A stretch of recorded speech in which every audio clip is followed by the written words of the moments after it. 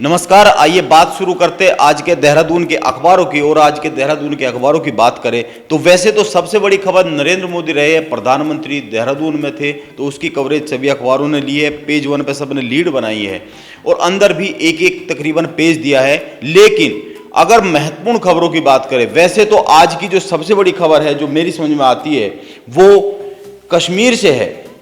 कश्मीर में पहचान पूछकर जो हत्या हुई है, टारगेटेड किलिंग जो कश्मीर में शुरू हो गई है, वो एक बड़ी खबर है। उस पर बात करेंगे कि टारगेट किलिंग क्या है और कैसे अचानक वहां बढ़ गई है, एक सप्ताह में कितनी हो गई है और एक महीने में कितनी हो गई है। महत्वपूर्ण ये भी है कि अखबारों ने इसको किस तरह लिया है।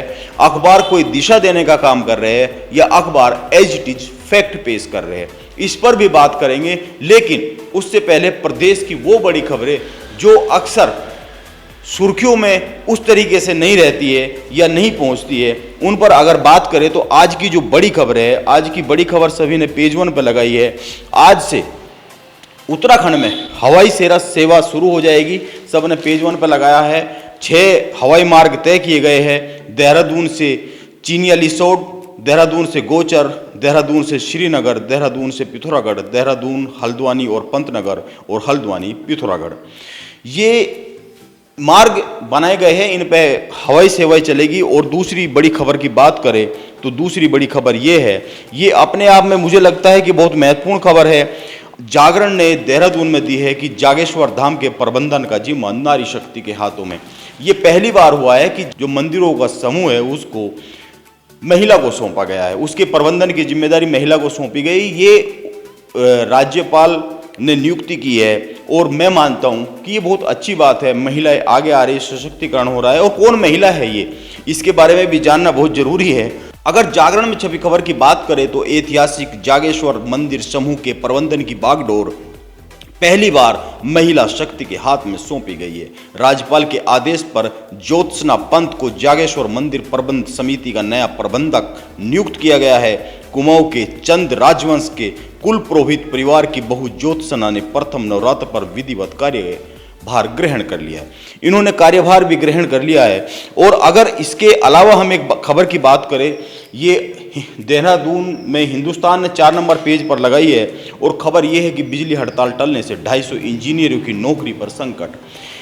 खबर क्या है पहले ये समझ लीजिए कि खबर यह है कि उत्तराखंड में बिजली कर्मचारियों ने हड़ताल का ऐलान किया था। हड़ताल हुई नहीं है और सरकार ये मान के चल रही थी कि अगर हड़ताल हो गई तो व्यवस्थाएं कैसे संभाली जाएगी। तो वॉक इन इंटरव्यू के माध्यम से 250 इंजीनियर सेलेक्ट किए जा रहे थे। अब ये खबर बड़ी कंफ्यूजिंग है। ये इसमें कहीं नहीं लिखा है कि इनको नौकरी मिल रही थी कि नहीं मिल रही थी। एज ए वॉलंटियर इनको चुना जा रहा था, इनको भविष्य में नौकरी देनी थी कि नहीं देती। मैं थोड़ी सी खबर पढ़ता हूँ तब समझ में आएगा। बहुत कंफ्यूजिंग है और बहुत सारे सवाल इसमें दिए, उनके उत्तर नहीं है। खबर क्या है, उत्तराखंड में बिजली कर्मचारियों की हड़ताल स्थगित हो गई है। हड़ताल के दौरान स्थिति संभालने के लिए आपात परिस्थिति में चयनित 250 इंजीनियरों का अब क्या किया जाएगा। यूपीसीएल में इस पर असमंजस बनाया हुआ है। अब वो चयनित हुए थे, एज ए वॉलंटियर हुए थे, एज ए नौकरी हुए थे, उनका पे स्केल क्या होगा या फिर वो संविदा पर थे, ये कहीं कुछ लिखा नहीं गया है। बिजली कर्मचारियों की हड़ताल को देखते हुए यूपीसीएल प्रबंधन ने वॉक इन इंटरव्यू शुरू किए थे। इस दौरान बहुत बड़ी संख्या में युवा आवेदन को पहुंचे। इन युवाओं का अब क्या किया जाए, सवाल यूपीसीएल मैनेजमेंट को परेशान किए हुए है क्योंकि हड़ताल समाप्त हो चुकी है। वैसे हड़ताल समाप्त क्या, हड़ताल तो हुई नहीं थी, हड़ताल तो स्थगित हो चुकी है। ये एक लाइन गलत लिखी हुई है और जरूरत महसूस की जा रही है। ऐसे में इन युवाओं को कैसे एडजस्ट किया जाए, इस पर विचार चल रहा है।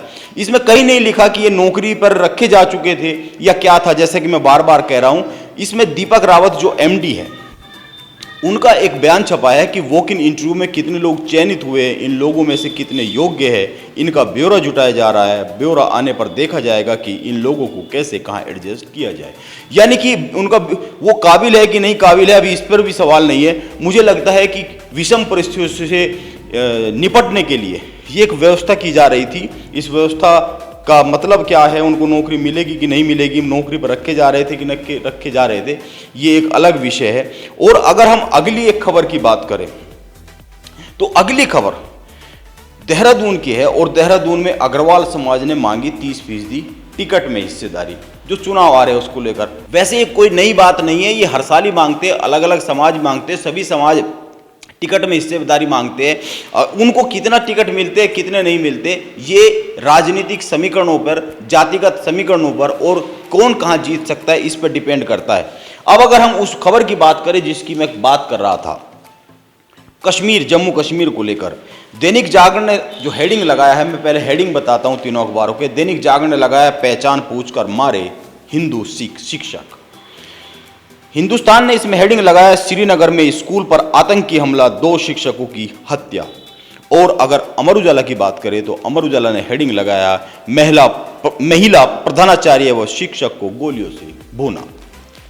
दैनिक जागरण की मैं खबर पढ़ता हूं, ये मामला क्या है ये समझना बहुत जरूरी है, और वहां क्या हो रहा है, किस तरह के हालात है, ये जानना बहुत जरूरी है, पूरे देश को जानना बहुत जरूरी है।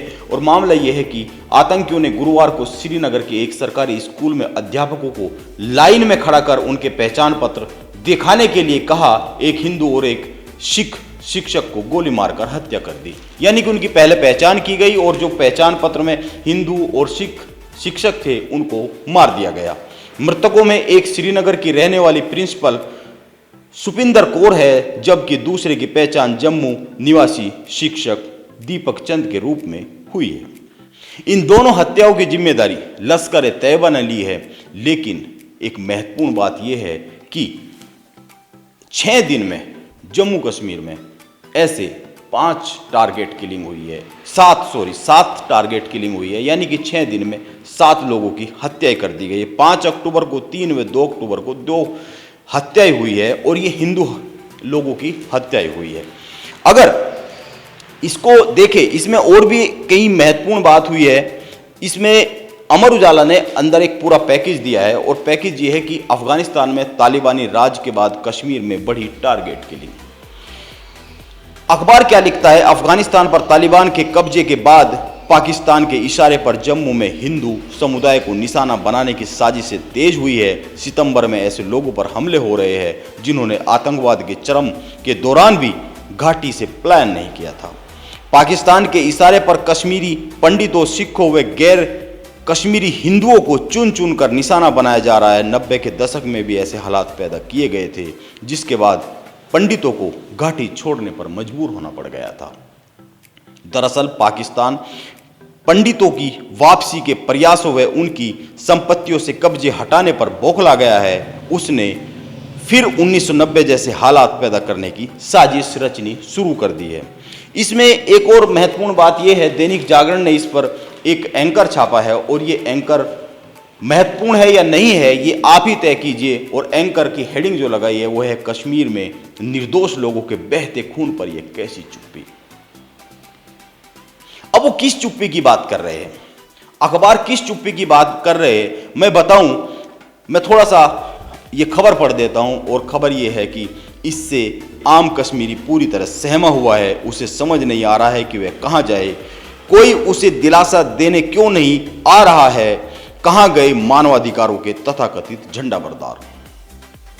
ये किन मानवाधिकारों की लड़ाई लड़ने वालों की बात कर रहा है अखबार। जाहिर सी बात है ये वे लोग हैं जो अवार्ड लौटा देते हैं, ये वे लोग हैं जो मोदी के खिलाफ कैंपेन चलाते हैं, ये वे लोग हैं जो बीजेपी के खिलाफ खड़े होते हैं, उनकी बात की जा रही है। और आगे क्या लिखा है, आगे ये लिखा है कि क्यों नहीं किसी पंथ निरपेक्षता के ठेकेदार ने इस्लामिक आतंकियों को नाम लेकर लड़ताड़ा। खून तो खून होता है, फिर चाहे वह कश्मीर में बहे या लखीमपुर खीरी में। इंसानियत के पैरोकार कश्मीर से दूर क्यों है, क्यों वह इस्लामी आतंकियों को जन्नत जैसी वादी कश्मीर को जहन्नुम बनाते हुए चुपचाप देख रहे हैं। अखबार ने लखीमपुर खीरी से भी जोड़ा है। ये सचमुच एक मुद्दा बन सकता है, ये बात उठ सकती है, ये सवाल भी उठ सकता है। और सवाल है ये कि अगर लखीमपुर खीरी कांड होता है और वहाँ पर पूरी की पूरी विपक्ष और पूरी राजनीति सेंट्रलाइज्ड हो जाती है और जम्मू कश्मीर में 1 महीने के अंदर अंदर अगर 25 हिंदुओं की हत्या हो जाती है तो ये एक मुद्दा है, ये एक बात है, ये एक सवाल है।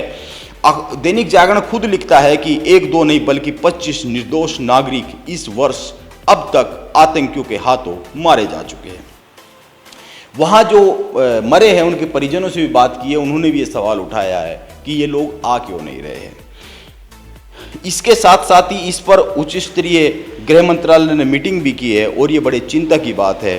और इसमें एक फैक्ट अमर उजाला ने भी दिया है। अमर उजाला ने कहा है कि इस साल 9 अल्पसंख्यकों की हत्या हुई है, इनमें से 9 अल्पसंख्यक भी मारे गए हैं।